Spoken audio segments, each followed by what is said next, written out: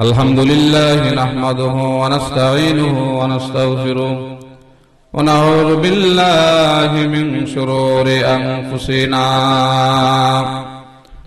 من يهده الله فلا مضل له ومن يضلله فلا هادي له ونشهد أن لا إله إلا الله وحده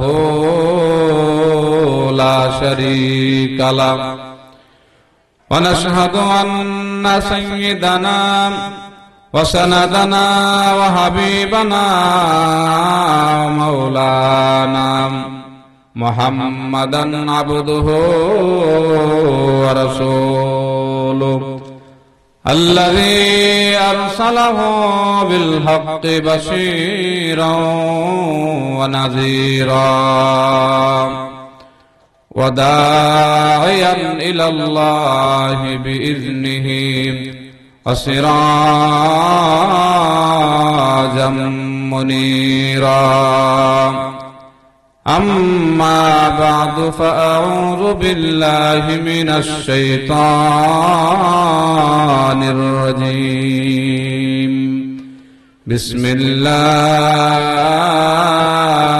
الرحمن الرحيم وقضى ربك ألا تعبدوا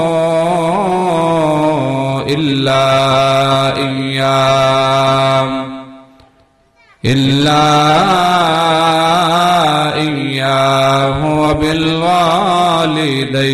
إحسانا قال النبي صلى الله عليه وسلم ثلاث دعوات مستجابات لا شك فيهن دعوة المظلوم ودعوة المسافر ودعوة الوالد على ولده رواه الترمذي صدق الله العظيم وصدق رسوله النبي الحبيب الكريم إن الله وملائكته يصلون على النبي يا أيها الذين آمنوا صلوا عليه وسلموا تسليما اللهم صل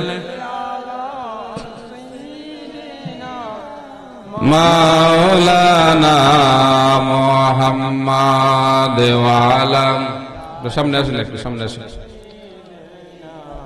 সবাই সামনে চাপ দিয়ে বসেন মাওলানা মুহাম্মদ আল্লাহুম্মা সাল্লি মোহাম্মদে পড়ুন সাইয়্যিদিনা মাওলানা মুহাম্মদ ওয়া আলা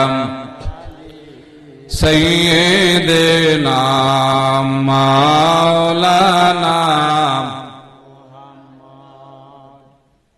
এই দুনিয়া পরে থাকবে আমরা একদিন থাকব না সবাই মোদের বলে যাবে নবী গো আপনি বইলেন না আল্লাহুম্মা সাল্লি আলা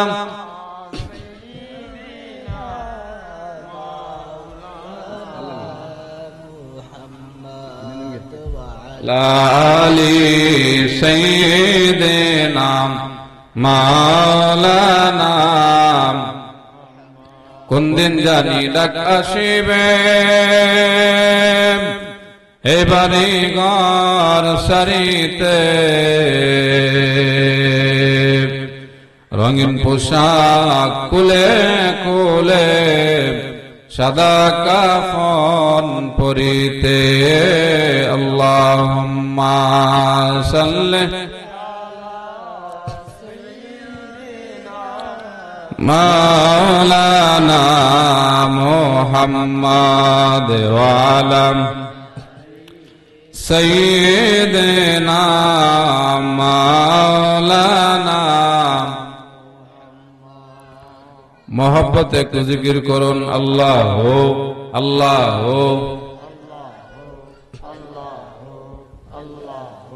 সবাই পড়তে হবে, জিকির করলে লাভ না লস। শুনেন আগে, জিকির করলে লাভ না লস? লাভ। জিকির করার কথা আল্লাহ পাক পবিত্র কোরআনে বলেছেন, ইয়া আইয়ুহাল্লাযীনা আমানু যকুরুল্লাহা যিকরান কাসীরা। আল্লাহ বলছেন যে বেশি বেশি করে জিকির করো। কি করো? জিকির করো, বেশি বেশি করে। জিকির করলে মানুষের গুনাহ মাফ হয়। কি হয়? গুনাহ, আমরা গুনাহ আছে না নাই? গুনাহ আছে। গুনাহ যেহেতু আছে, জবান দিয়ে জিকির করেন। জবান কিসের জন্য? জবান গান বাজনার জন্য জবান নয়। এই জবান আল্লাহ পাক দিয়েছেন আল্লাহর জিকিরে। যদি আমরা এই জবানকে ব্যয় না করি, তাহলে কিয়ামতের ময়দানে আমরা আল্লাহর দরবারে জবাব দিতে পারবো না। ঠিক না বেটি? তো সামান্য একটু সময় জোরে জোরে জিকির করবেন, আল্লাহ আল্লাহ আল্লাহ আল্লাহ আল্লাহ আল্লাহ আল্লাহ আল্লাহ আল্লাহ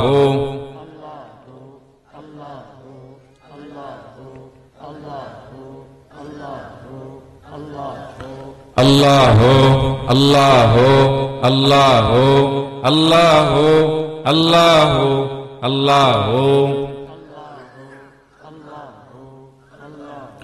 দমে দমে যা পরে নাম আল্লাহ আল্লাহ, ও দমে দমে যা পরে নাম আল্লাহ আল্লাহ। দম তাকিতে সাধন কর মন রে, দম তাকিতে সাধন কর আল্লাহ আল্লাহ আল্লাহ। দমে দমে জপরে নাম আল্লাহ আল্লাহ, ও দমে দমে জপরে নাম আল্লাহ আল্লাহ। দম তাকিতে সাধন কর মন রে, দম তাকিতে সাধন কর আল্লাহ আল্লাহ আল্লাহ। দমে দমে জপরে নাম আল্লাহ আল্লাহ, ও দমে দমে জপরে নাম আল্লাহ আল্লাহ, ও আল্লাহ আল্লাহ আল্লাহ আল্লাহ আল্লাহ আল্লাহ। লা ইলাহা ইল্লাল্লাহ মুহাম্মাদুর রাসূলুল্লাহ সাল্লাল্লাহু তাআলা আলাইহি ওয়াসাল্লাম। বাদগুরি মরহুম মোহাম্মদ মরম আলী সাহেব ও কবরবাসীর স্মরণে প্রথম বার্ষিক সুন্নি মহাসম্মেলনের আজকের এই সভাপতি হযরত মাওলানা হাফেজ কারি মাসুম বিল্লাহ সাহেব, সহসভাপতি জনাব মোহাম্মদ জামাল মিয়া সাহেব, বিশেষ করে যিনি আজকের এই মাহফিলে প্রধান অতিথি হিসেবে শুভ আগমন করিবেন হযরত মাওলানা শেখ মুফতি আবুল বাশার আল হানাফি সাহেব হবিগঞ্জ। বিশেষ অতিথি হিসেবে যিনি শুভ আগমন করিবেন হযরত মাওলানা হাফেজ কারি মঈনুদ্দিন আহমদ আত-তাহিরি সাহেব ব্রাহ্মণবাড়িয়া, যিনিও কিছুক্ষণের ভিতরেই আমাদের সামনে আসবেন। হযরত মাওলানা হাফেজ কারি মুফতি মুক্তার হুসাইন সুন্নি আল কাদরি সাহেব, আমার পূর্ব যিনি আলোচনা করে গেছেন হাফেজ কারি রাকিব মাহমুদ আশিকি সাহেব সহ এখানে যারা আছেন মুরব্বী বাবারা, যুবক ভাইয়েরা এবং পর্দানিশীন মা ও বোনেরা যারা শুনছেন, বড় সালাম, আসসালামু আলাইকুম ওয়া রাহমাতুল্লাহি ওয়া বারাকাতুহু। সালামের জবাবটা জোরে হয় নাই। শুরুতেই বলছিলাম সালামের জবাব শোনায় দেওয়া কি ওয়াজিব। আবার বলবেন আসসালামু আলাইকুম ওয়া রাহমাতুল্লাহ। আল্লাহ পাকের দরবারে আমরা সর্বপ্রথম শুকরিয়া জানাই যে আল্লাহ পাক আমাদেরকে আজকের এই মাহফিলে আসার এবং বসার সুযোগ দিয়েছেন। সকলে আমরা জোরে সুরে বলি আলহামদুলিল্লাহ। আল্লাহ পাকের দরবারে আরো শুকরিয়া জানাই যে আল্লাহ পাক আমাদেরকে শের জামানার নবী রাসূল আকরাম সাল্লাল্লাহু আলাইহি ওয়াসাল্লামের উম্মত বানাই আমাদেরকে জমিনে প্রেরণ করেছেন। তাই আমরা আরো একবার জোরে সুরে বলি আলহামদুলিল্লাহ। আমি একটি আয়াত আপনাদের সামনে তেলাওয়াত করেছি, গুরুত্বপূর্ণ একটি আয়াত। যে আয়াতের ভিতরে দুইটা বিষয়ের কথা বলা আছে। আল্লাহ তাআলা দুনিয়ার সব মানুষদেরকে দুইটা বিষয় আয়াতের ভিতরে তুলে ধরেছে। একটা হচ্ছে হকুল্লাহ, আল্লাহর হক। দ্বিতীয় অংশ হচ্ছে হকুল ইবাদ। হকুল ইবাদ হচ্ছে বান্দার হক। বান্দার হকের ভিতরে যার হক সবার আগে ধরা হয় হকুল ওয়ালিদাইন, মা বাবার হক। তো আল্লাহ তাআলা আয়াতের প্রথম অংশে আল্লাহ পাকের ইবাদতের কথা বলছেন। وَقَضَى رَبُّكَ أَلَّا تَعْبُدُوا إِلَّا إِيَّاهُ। আল্লাহ বলছেন যে তোমরা আমার ইবাদত ছাড়া অন্য কারো ইবাদত করো না, আমার উপাসনা ছাড়া অন্য কারো উপাসনা করবে না। একমাত্র ইবাদত হবে আল্লাহ। ঠিক না বেটি? আল্লাহ। গাছের পূজা, মাছের পূজা, সূর্যের পূজা, চন্দ্রের পূজা, মূর্তি পূজা, এগুলা শিরিক। ঠিক না বেটি? এগুলা শিরিক। একমাত্র ইবাদত আল্লাহ তাআলার জন্য। একজন মুমিন মুসলমানের অন্তরে যার ভালোবাসা সবার ঊর্ধ্বে থাকবে, অন্য আয়াত আসছে والذين آمنوا أشد حبا لله। আল্লাহ তাআলা বলেন والذين آمنوا أشد حبا لله। একজন মুমিন মুসলমানের অন্তরে সবচাইতে যার বেশি ভালোবাসা থাকতে হবে তিনি হচ্ছেন আল্লাহ। ঠিক না বেটি? আল্লাহর ভালোবাসা সবার ঊর্ধ্বে। দুই নাম্বার ভালোবাসা থাকবে নবীর জন্য। আল্লাহর নবীজির ভালোবাসা থাকবে একটা মুমিন মুসলমানের অন্তরে। নবীজি নিজে বলেন লা ইউমিনু আহাদুকুম হাত্তা আকুনা আহাব্বা ইলাইহি মিন ওয়ালিদিহি ওয়া ওয়ালাদিহি ওয়ান নাসি আজমাইন। নবীজি বলেন একজন মুমিন মুসলমানের ভালোবাসা ঈমান ততক্ষণ পর্যন্ত মজবুত হয় না, আমি নবীকে ভালোবাসা হয় না, যতক্ষণ না পর্যন্ত তার মা বাবা, ছেলে মেয়ে, বিবি বাচ্চা, দুনিয়ার ধন দৌলত, এমনকি নবীজি বলেন তোমার দেহের ভিতরে একটা প্রাণ আছে, জীবন রয়েছে, জীবনের চাইতেও যদি আমি নবীকে বেশি ভালোবাসতে পারো ততক্ষণ পর্যন্ত তুমি মুমিন হতে পারবে না। যেরকম সুবহানাল্লাহ। মা বাবা, বিবি বাচ্চা তো আছেই, ধন দৌলত আছে, নিজের জান আছে, যার চাইতেও নবীকে বেশি না ভালোবাসলে ওই মানুষটা মুমিন হতে পারে না। হযরত উমরকে জিজ্ঞাসা করা হলো, উমর তুমি নবীজিকে কতটুকু পর্যন্ত ভালোবাসো? উমর বলে ইয়া রাসূলুল্লাহ, ওগো নবীজি আমি আমার ধন দৌলত, ছেলে মেয়ে, বিবি বাচ্চা সবার চাইতে আমি আপনাকে বেশি ভালোবাসি। আল্লাহর নবীজি বলে ওমর রে, এখন পর্যন্ত তুমি আমার আমি নবীকে ভালোবাসতে পারো না। উমর শোনার পর উমরের মাথাটা নিচের দিক দিয়ে চলে গেল, চিন্তায় পড়ে গেলেন। মুহূর্তের ভিতরে মাথা উঠিয়ে বলে, ইয়া রাসূলুল্লাহ, এইবার আমি আমার ধন দৌলত যা কিছু আছে সব কিছুর চাইতে, এমনকি আমি ওমরের জীবনের চাইতে আমি আপনাকে বেশি ভালোবাসি। এমন সময় আল্লাহর নবীজি বলে, ওমর, এইবার আমার প্রতি তোমার ভালোবাসা সম্পূর্ণ হয়েছে।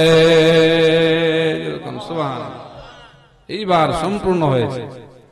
তো 2 নাম্বার, মুমিন মুসলমানের অন্তরে ভালোবাসা নবীর জন্য থাকতে হবে। এবার হচ্ছে হাক্কুল ইবাদ, মানুষের হক, মানুষের হক আছে। এর ভিতরে যার হক আগে দেওয়া হয়, হাক্কুল ওয়ালিদাইন, মা বাবার হক, পিতামাতার হক সবার আগে দিতে হবে। আল্লাহ তাআলা বলেন, ক্বাদা রাব্বুকা আল্লা তা'বুদু ইল্লা ইয়া। আল্লাহ বলে, মানুষ আমার ইবাদত করবে, আমার ইবাদত ছাড়া যেন অন্য কারো ইবাদত না করে। 2 নাম্বার আল্লাহ বলেন, ওয়াবিল ওয়ালিদাইনি ইহসানা, পিতামাতার সঙ্গে যেন ভালো ব্যবহার করে। অন্য এক আয়াতে আল্লাহ বলেন, আনিশকুরলি ওয়ালি ওয়ালিদাইক, আল্লাহর আনুগত্য করার পর মা বাবার আনুগত্য করা। আল্লাহর ইবাদত কতদিন করা? আল্লাহ বলেন, ওয়াবুদু রাব্বাকা হাত্তা ইয়াতিয়াকাল ইয়াকিন, ওয়াবুদু রাব্বাকা হাত্তা ইয়াতিয়াকাল ইয়াকিন। আল্লাহর ইবাদত, আল্লাহর গুণগান, জন্ম থেকে নিয়ে মরণ পর্যন্ত আল্লাহর ইবাদত বন্দেগী করা। এই যে বান্দা জন্ম থেকে নিয়ে মরণ পর্যন্ত আল্লাহর ইবাদত করবে, আল্লাহর নবীজি বলেন ঠিক তেমনি ভাবে একটা সন্তান জন্ম থেকে নিয়ে মরণ পর্যন্ত মা বাবার আনুগত্য করতে হবে। ইবাদত জন্ম থেকে নিয়ে মরণ রাগ পর্যন্ত কি করা?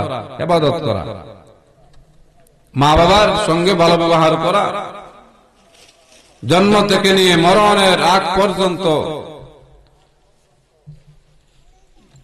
আনুগত্য করা, সেবা করে যাওয়া। এই যে মা বাবার দোয়া এমন একটা দোয়া, নবীজি হাদিস শরীফে বলছেন যে 3 শ্রেণীর মানুষ যদি আল্লাহর দরবারে হাত বাড়ায়, তাদের দোয়া আমার আল্লাহ ডাইরেক্ট কবুল করে। নবীজি বলেন, قال النبي صلى الله عليه وسلم ثلاث دعوات مستجابات لا شك فيهن دعوة المظلوم ودعوة المسافر ودعوة الوالد على ولده। আল্লাহর নবী বলেন, 3 শ্রেণীর মানুষ যখন আল্লাহর দরবারে দোয়া এবং অভিশাপ দেয়, লা শাক্কা ফীহিন্না, কোনো সন্দেহ নাই ওই 3 শ্রেণীর মানুষ আর আল্লাহ পর্যন্ত কোনো দেয়াল থাকে না, কোনো পর্দা থাকে না। এদের দোয়া এবং অভিশাপ আমার আল্লাহ সরাসরি কবুল করে নেন। যেরকম সুবহানাল্লাহ, সরাসরি কবুল হয়, কোনো সন্দেহ নাই। 1 নাম্বার নবীজি বলেন দাওয়াতুল মাজলুম, মাজলুম ব্যক্তি যখন আল্লাহর দরবারে অভিশাপ দেয়, আল্লাহর নবীজি বলেন ওই মাজলুম ব্যক্তির দোয়া আর আল্লাহ পর্যন্ত কোনো পর্দা নাই। মাজলুম ব্যক্তির অভিশাপ দিতে দেরি হয়, আল্লাহর দরবারে কবুল হইতে দেরি হয় না। মাজলুম কাদেরকে বলা হয়? যাদের উপর মানুষ জুলুম করে তাকে মাজলুম বলে, আর যারা জুলুম করে, নির্যাতন করে, তাদেরকে জালেম বলা হয়। দুনিয়ার ভিতরে নিকৃষ্ট মানুষের নাম হচ্ছে জালেম।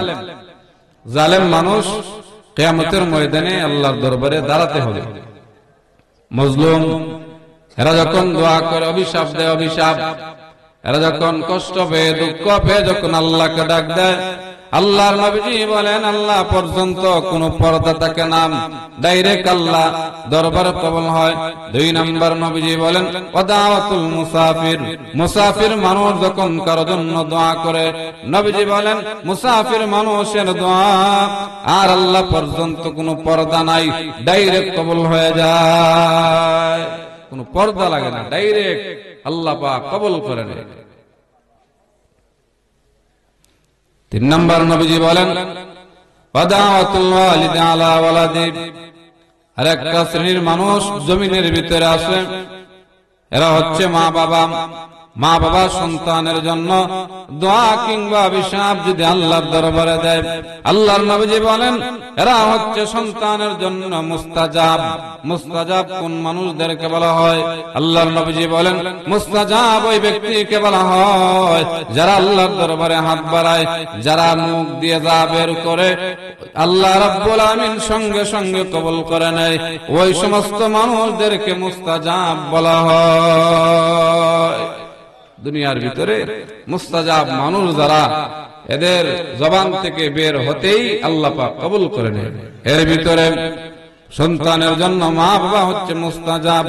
আল্লাহর দরবারে দোয়া কিংবা অভিশাপ দিলে এটার ভিতরে কোনো পর্দা নাই, কোনো দেয়াল থাকে না, কোনো দেয়াল নাই। আল্লাহর নবীজি বলেন এই দোয়াটা আমার আল্লাহ ডাইরেক্ট কবুল করে নেয়, ডাইরেক্ট কবুল করে। যেমন ইমাম বুখারী রাহমাতুল্লাহ আলাইহি তিনি দেখলেন তিনি অন্ধ হয়ে গেলেন। ইমাম বুখারী রাহমাতুল্লাহ আলাইহি তিনি জন্মগত অন্ধ ছিলেন না, হঠাৎ 6, 7, 8 বছর বয়সে, এমন বয়সে উনি অন্ধ হয়ে গেলেন। তো ইমাম বুখারীর আম্মার মনে বড় স্বপ্ন ছিল যে আলেম বানাবে, আল্লাহ এবং আল্লাহ রাসূলের খেদমত করবে, সেবা করবে। তো ইমাম বুখারী রাহমাতুল্লাহ আলাইহি শিশুবেলা অন্ধ হয়ে যাওয়ার পর মার মনটা ভেঙে গেল যে আমার সন্তানকে কিভাবে আলেম বানাবো। ইমাম বুখারীর আব্বা, ওনার মনে স্বপ্ন ছিল যেন সন্তানটা আলেম হয়। তো তিনিও মারা গেলেন। মারা যাওয়ার পর, অন্ধ হওয়ার পর মা আল্লাহ দরবারে সন্তানের জন্য কান্না করে। আর নবীজি বলছেন প্রত্যেকটা মা বাবা যেন সন্তানের জন্য দোয়া করে, অভিশাপ যেন না দেয়। অনেকে বলে আমি তো আমার অন্তর দিয়ে দেই নেই, মুখ দিয়ে দেয়। মুখ দিয়া মা বাবা সন্তানকে মুখ দিয়েও যদি অভিশাপ দেয় এটাও কবুল হয়।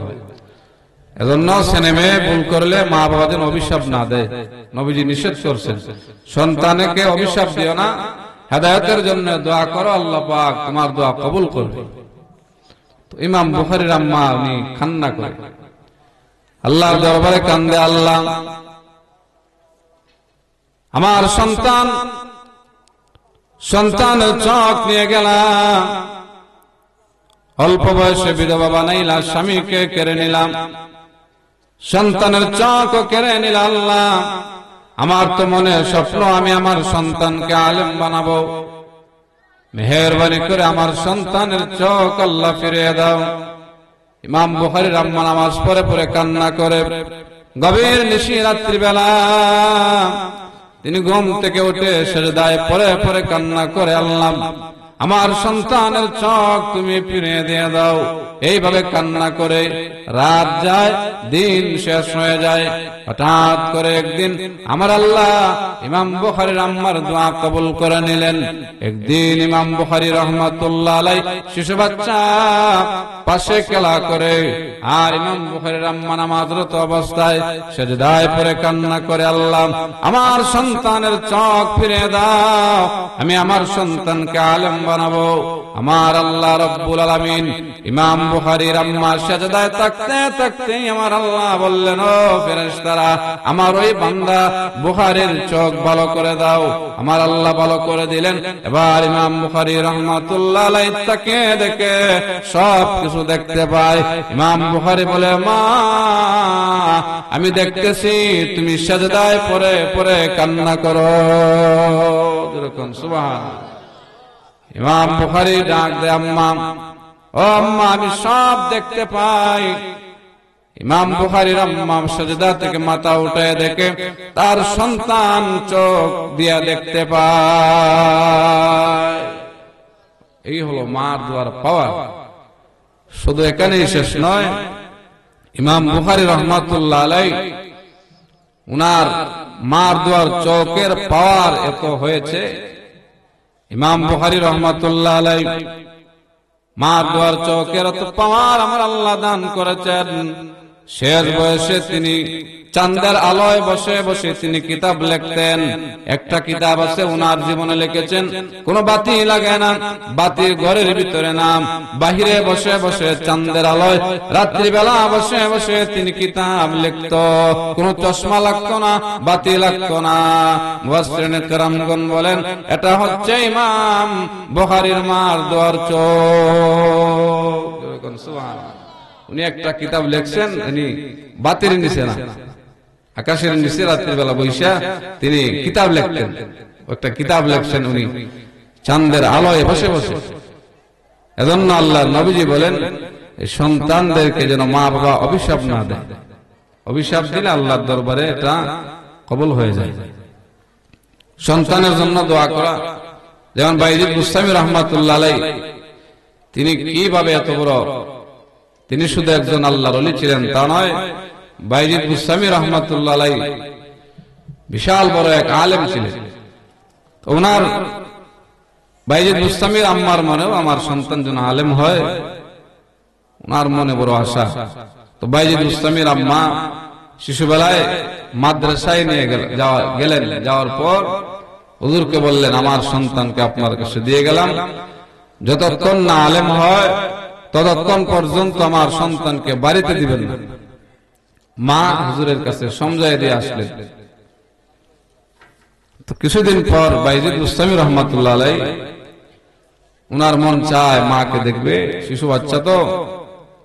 হুজুরকে বলে হুজুর আমাকে যদি ছুটি দিতেন বাড়িতে যাইতাম। হুজুর বলে তোমাকে ছুটি দেওয়া যাবে না, তোমার মা বলছে আলেম হওয়ার পর বাড়িতে যেতে। এবার হুজুর বলে তোমাকে ছুটি দেওয়া যাবে না। আরেকদিন আইসা বলে হুজুর যদি ছুটি দিতেন মাকে একবার দেখে আসতাম। হুজুর বলে দেওয়া যাবে না, তোমার মার নিষেধ বলেছেন আলেম না হওয়া পর্যন্ত বাড়ি যাওয়া যাবে না। এবার হুজুর বলে দিতে পারি। লম্বা একটা সবক দিয়ে দিলেন, এইখান থেকে এইখান পর্যন্ত যদি শিখতে পারো, যেই দিন শিখবা ওই দিন তোমাকে ছুটি দিব, মার সঙ্গে দেখা করবা। এত জ্ঞান আমার আল্লাহ বাইজিদ বুস্তামিকে দিয়েছেন। কয়েক বৎসরের পরা বাইজিদ বুস্তামি রাহমাতুল্লাহ আলাইহি কয়েক মাসে মুখস্থ করে ফেলেছে। সুবহানাল্লাহ। এবার মুখস্থ করে এসে বলে হুজুর এই নেন আমি শেষ করলাম, এবার তো বাড়িতে যাওয়ার জন্য অনুমতি দিবেন। হুজুর বলে যাও, বাড়িতে যাইবা, আবার তাড়াতাড়ি চলে আসবা। বহু দূর থেকে ইমাম হযরত বাইজিদ বুস্তামি রাহমাতুল্লাহ আলাইহি বাড়িতে গেলেন। যেতে যেতে রাত হয়ে গেল। গভীর নিশি রাত্রি বেলা গিয়ে দরজার ভিতরে টোকা দেয় মা। ভিতর থেকে বলে কে? বলে মা আমার নাম বাইজিদ। দরওয়াজা খোলো, তোমাকে দেখার জন্য আসছি মা। বাইজিদের মা ভিতর থেকে জবাব দেয় তুমি তো এখন আসতে পারো না, আমি তোমার হুজুরের কাছে দিয়ে আসছি যেন আলেম হওয়ার পর বাড়িতে আসো। বাইজিদের মা দরজা খুলে না, বলে এখন তো কথা ছিল না, কথা তো ছিল যেদিন আলেম হইবা এই দিন আসবা। দরওয়াজা খুলে না। বাইজিদ ঠান্ডার দিন বাইজিদ কান্না করে, বাহির থেকে ডাকে মা দরওয়াজা খোলো, পেটে অনেক খিদা লাগছে মা। বাইজিদের মা বলে বাবা রে বাইজিদ তুমি আমার বাইজিদ হতে পারো না, কারণ আমার কথা হচ্ছে আলেম না হওয়া পর্যন্ত আমার সন্তান বাড়িতে আসবে না। রাত শেষ হয়ে গেল। নৈরাশ হইয়া বাইজিদ বুস্তামি রাহমাতুল্লাহ আলাইহি নৈরাশ হইয়া তিনি আবার মাদ্রাসায় চলে গেলেন। ইতিহাসের ভিতরে পাওয়া যায় 1 বছর নয়, 2 বছর নয়, 18 বছর হয়ে গেল তিনি মাদ্রাসায় পড়ে এত বড় আলেম হয়ে গেল। এত বড় আলেমরা ওই মাদ্রাসার শিক্ষকরা বললেন বাইজিদের এরপর অমুক মাসে শেষ হয়ে যাবে, বাইজিদকে অনুষ্ঠান করে আমরা বিদায় দিয়ে দিব। অনুষ্ঠান করা হলো, অমুক দিন বাইজিদকে অনুষ্ঠান করে আমরা তাকে মাদ্রাসা থেকে বিদায় দিয়ে দিব। ওই মাদ্রাসার শিক্ষক যিনি, তিনিও ছিলেন একজন আল্লাহওয়ালা নবীওয়ালা। আগের দিন রাত্রিবেলা ওনার শিক্ষকের কাছে, হুজুরের কাছে দয়াল নবীজি আইসা বলে, ও আমার বন্ধু, তো এই যে কাল, আগামীকাল বাইজিদকে তুমি মাথায় পাগড়ি দিবা, আলেমের পাগড়ি দিবা, দুনিয়ার আলেম শিখেছে পাগড়ি দিবা, এটা শুধু দিবা না, বাইজিদ এমন একজন আমার প্রিয় হয়ে গেছে, বাইজিদ ওলিও হয়ে গেছে, বাইজিদকে শুধু একটা পাগড়ি দিবা না, একসঙ্গে দুইটা পাগড়ি দিয়া আলেম এবং ওলি বানাইয়া তাকে বাড়িতে পাঠাইবা। সুবহানাল্লাহ। নবীজি আয়েশা উনার হুজুরকে বলে, শুধু একটা দিবা না, দুইটা দিবা, সে যেন মানুষকে বায়াত করে। এটা কিভাবে হয়েছে? যে সন্তান, মার তো মন চায় যে সন্তানকে দেখবে, মা সব কিছু ত্যাগ করে আল্লাহর দরবারে সেজদায় পড়ে পড়ে কান্না করে, আল্লাহ আমার সন্তানকে আলেম বানাও, আমার সন্তানকে ওলি বানাও। এমন সময় এইভাবে এরকম করে করে মা, বাইজিদের মা সেজদায় পড়ে পড়ে কান্না করে। আর ওই মার দোয়ার বদলতে এত বড় আলেম বানিয়েছেন, এত বড় ওলি বানিয়েছেন হযরত বাইজিদকে আমার আল্লাহ। মার দোয়ার বদলতে 18 বছর পর বাইজিদ বুস্তামি রহমাতুল্লাহ আলাইহি বাড়িতে আসবেন, মনে আনন্দ, মাকে দেখবে। তো এবার আয়েশা দেখতেছে মার বয়স হয়ে গেছে, মা এই ইবাদত করে জিকির করতেছে ঘরের ভিতরে। দুইবার বাইজিদ বুস্তামি রহমাতুল্লাহ আলাইহি মাকে ডাক দিলেন। এমন সময় বাইজিদের মা ঘুরে তাকায়, বাইজিদের চেহারার দিকে তাকাইয়া বলে, বাবা, এইবার যে তুমি আসছ, তোমার চেহারা দেখে আমার মন জুড়িয়ে গেছে। আর আল্লাহর দরবারে ওই সময় বাইজিদের মা হাত তুলে বলে, আল্লাহ, এখন আমার আর কোনো ইচ্ছা নাই, আমার ইচ্ছা ছিল বাইজিদ যেন আলেম হয়, বাইজিদ আলেম হয়ে গেছে, আমার দুনিয়ার কোনো কিছুর প্রয়োজন নাই, আমি আমার বাইজিদকে তৈরি করেছি আখিরাতের জন্য, এবার আমার আর দুনিয়ায় থাকার কোনো প্রয়োজন নাই, আল্লাহ আমাকে তুমি নিয়ে যাও। বাইজিদের মা বসার তো অবস্থায় এইভাবে যখন মার কাছে, আল্লাহর কাছে মা দোয়া করে, আল্লাহ, আমার বাইজিদের দুনিয়ার কামাই রোজগার আমার খেতে ইচ্ছা নাই, বাইজিদেরকে তৈরি করেছে আখিরাতের জন্য, আল্লাহ আমাকে তুমি নিয়ে যেতে পারো। এই কথা বলতে বলতে আল্লাহ রাব্বুল আলামিন আজরাইলকে পাঠিয়ে দিলেন। আল্লাহর ওই ওলি হযরত বাইজিদ বুস্তামি রহমাতুল্লাহি আলাইহির মা ওই সময় দুনিয়া থেকে বিদায় হয়ে যায়। সুবহানাল্লাহ। তিনি বলে, আমার বাইজিদকে দুনিয়ার ধন দৌলতের জন্য তৈরি করি নাই, আমি তৈরি করেছি আখিরাতের জন্য, এবার আমার আর মরে গেলেও আফসোস নাই। আল্লাহ পাক তার মার দোয়া কবুল করে সঙ্গে সঙ্গে ওনাকে দুনিয়া থেকে উঠে এনে। মা বাবা সন্তানকে আলেম বানাইতে হলে মায়া ত্যাগ করতে হবে। মায়া ত্যাগ যদি না করেন আলেম বানাইতে পারবেন।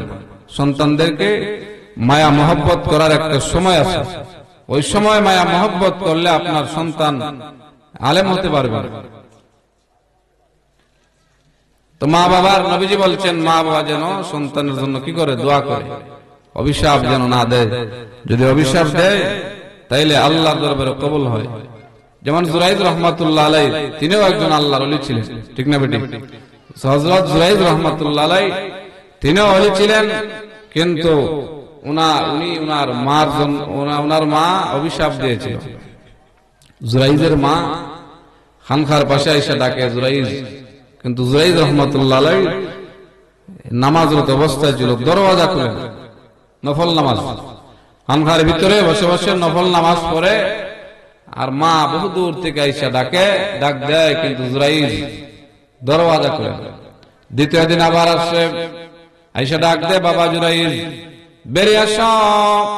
জুরাইদ নামাজের ভিতরে, সালাতি ওয়া উম্মি, জুরাইজ বলে, আমি যে নামাজরত অবস্থায় নামাজ পড়বো নাকি মার ডাকে সাড়া দেব? এই দিন জুরাইজের মা ডাক দিল, জুরাইজ ঘর থেকে বের হয় না। আবার একদিন আসছে, 3 নম্বর দিন আইসা ডাক দে, বাবারে, রে বাবা, বহুদূর থেকে আসছি, দরওয়াজা কেন খুলো না? জুরাইজ রাহমাতুল্লাহ আলাইহি ওই দিনও নফল নামাজ পড়তেছেন। জুরাইজ মনে মনে ভাবে, আমি কি নফল নামাজ পড়বো নাকি মার ডাকে সাড়া দেব? জুরাইজ সাড়া দেয় নাই। ভাবতে ভাবতে জুরাইজের মা মনে কষ্ট পেয়ে বলে, বাবা, দরওয়াজা খুললা না, দরওয়াজা খুলে মার চেহারা দেখলা না? তোমার মরার আগে আল্লাহ যেন পতিতা নারীদের মুখ দেখায়।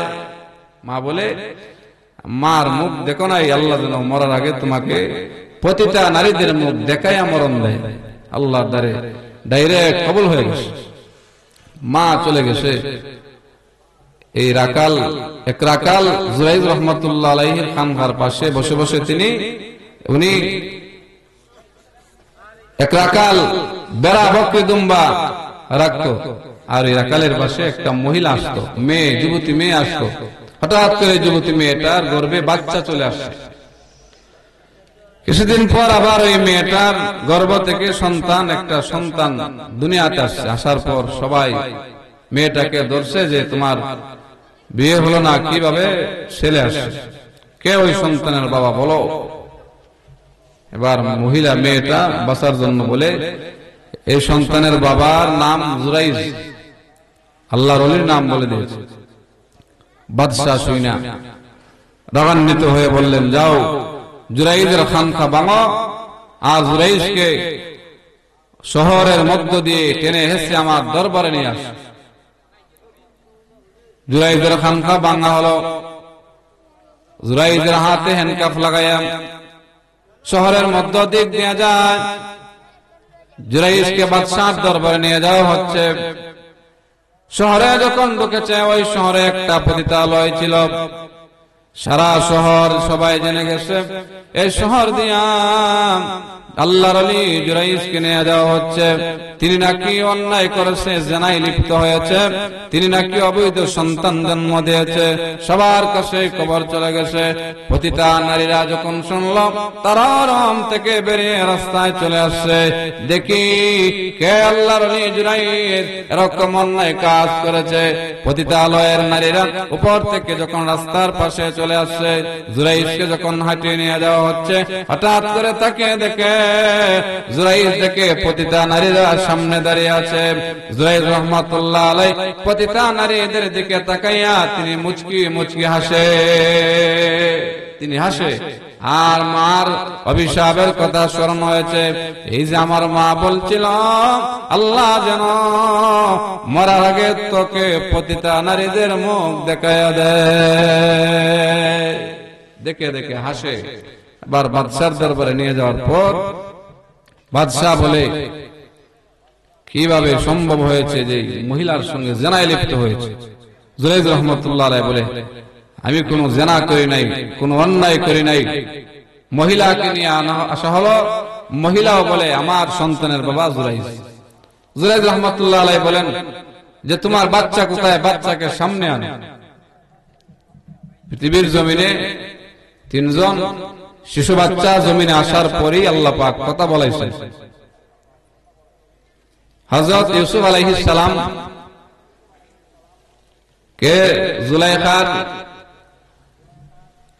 প্রস্তাব থেকে, অভিশাপ থেকে বাঁচাইবার জন্য আল্লাহ পাক একটা শিশুর জবান খুলে দিয়েছে। আর দ্বিতীয় নম্বর, হযরত ঈসা আলাইহিস সালামের জবান শিশুবেলায় আল্লাহ পাক খুলে দিয়েছে। মরিয়ম আলাইহিস সালামের বিয়ে ছাড়া যখন ছেলে সন্তান জমিন আসছে, সব বাইতুল মুকাদ্দাসের সব মানুষ আইসা বীর করলো, মরিয়ম আমরা জানতাম তুমি ভালো মহিলা, এটা কিভাবে সম্ভব? তোমার বিয়ে শাদী ছাড়া সন্তান চলে আসে। আল্লাহ পাক আসমান থেকে জানায় দিল, মরিয়ম তুমি কোনো কথা বলবা না, আমার বন্ধু ঈসার কাছে তাদেরকে পাঠিয়ে দাও, যা বলার আমার বন্ধু ঈসা বলবে।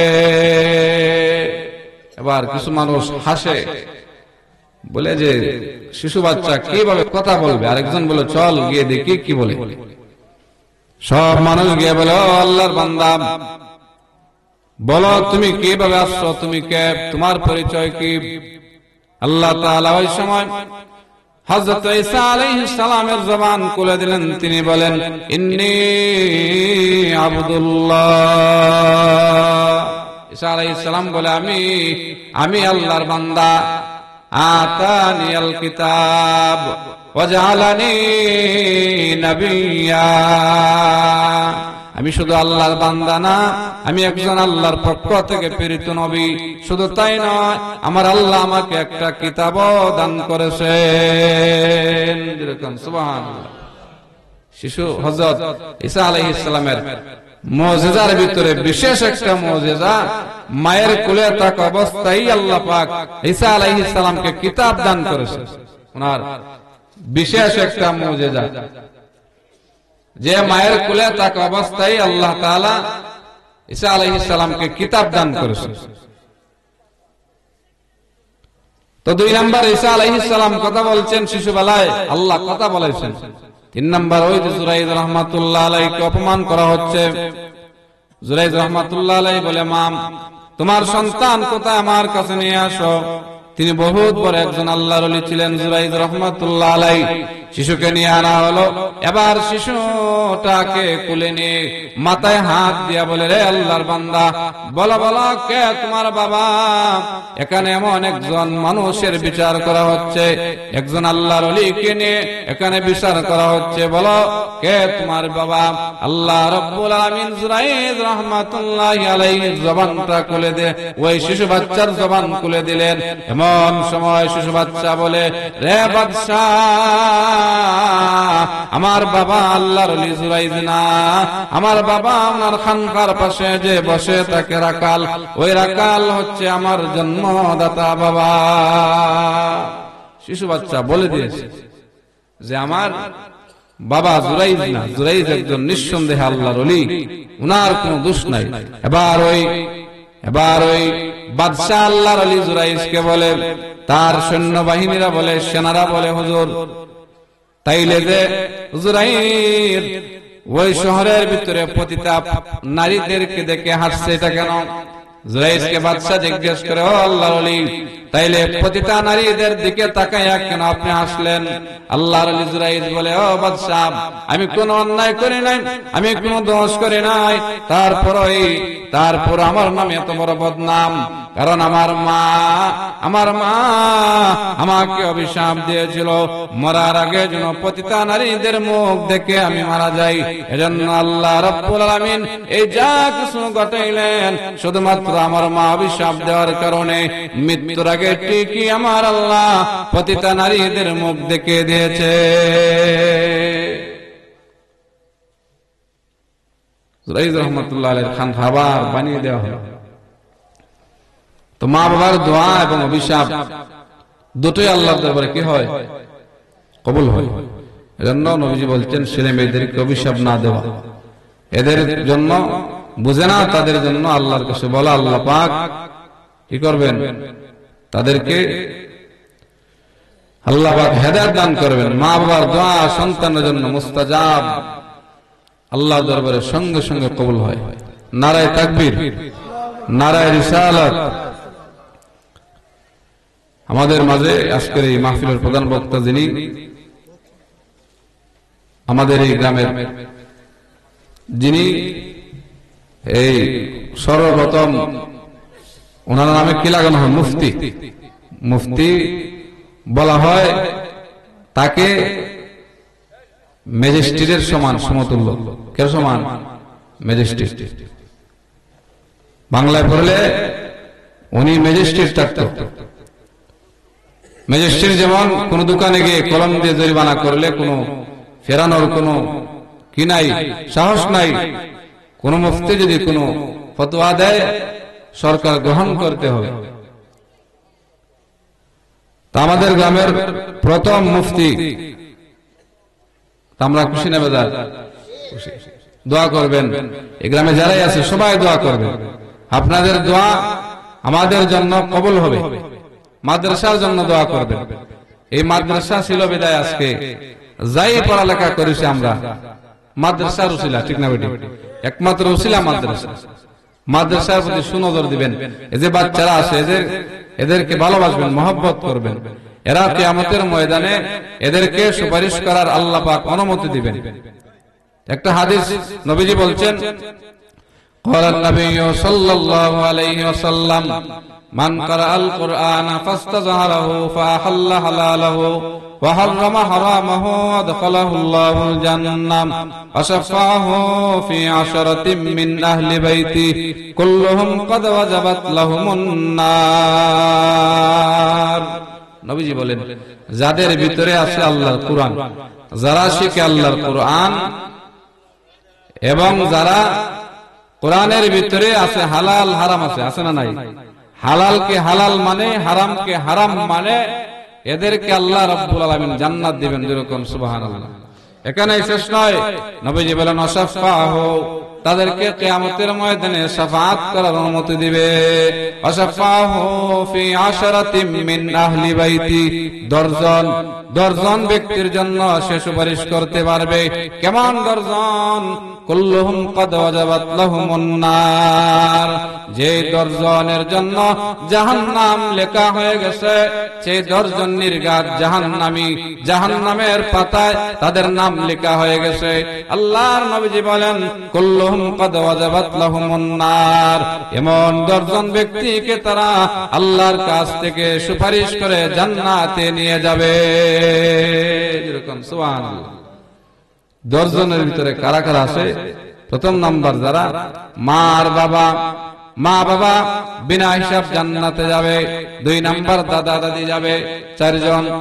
তারপরে যাবে নানা নানি যাবে 6 জন।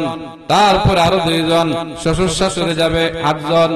আর 2 জন ব্যক্তি হচ্ছে তারা যাদেরকে আমরা লজিং দেই, যারা আমরা লজিং দেই তাদের লজিং এর মহিলা এবং পুরুষ, তারা এই 10 জন, একজন কোরআনের হাফেজ, তারা যদি নির্ঘাত জাহান্নামী হয়, নির্ঘাত জাহান্নামী, আল্লাহ রাব্বুল আলামিনের কাছ থেকে তারা সুপারিশ করে জান্নাতে নিয়ে যাবে।